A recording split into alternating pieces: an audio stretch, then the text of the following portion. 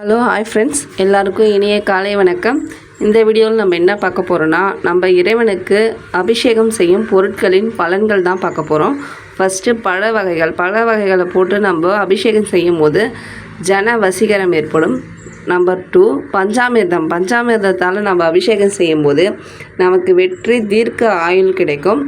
3 பால் கொண்டு அபிஷேகம் செய்யும் போது ஆயுள் விருத்தி. தயிர் திடகாத்திரம்.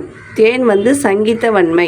தான் நெய் நம்ம அபிஷேகம் பண்ணும்போது சுக வாழ்வு மோட்சம் கிடைக்கும்.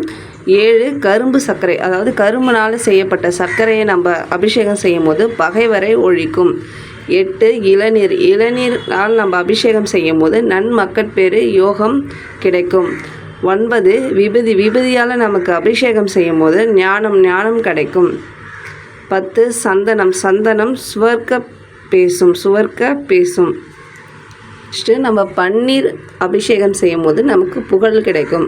12 வஸ்திரத்தால் நம்ம அபிஷேகம் செய்யும் போது வெகுமதி கிடைக்கும். 13 புஷ்பத்தால் நம்ம அபிஷேகம் செய்யும் போது நமக்கு சந்தோஷம் கிடைக்கும். 14 கற்பூரம் அத்வைத்த முக்தி. அதுக்கு அடுத்ததான் நம்ம அபிஷேகம் செய்யக்கூடிய பொருள் குங்குமத்தால் நம்ம அபிஷேகம் செய்யும் போது நமக்கு மங்களம் கிடைக்கும். அடுத்ததாக மாப்பொடியால் நம்ம அபிஷேகம் செய்யும் போது கடனை நீக்கும். இப்போ குறிப்பாக நம்ம எப்போ இந்த அபிஷேகம்லாம் செய்யலாம்னா, செவ்வாய் வெள்ளிக்கிழமைகளில் அபிஷேகம் செய்வது நல்ல.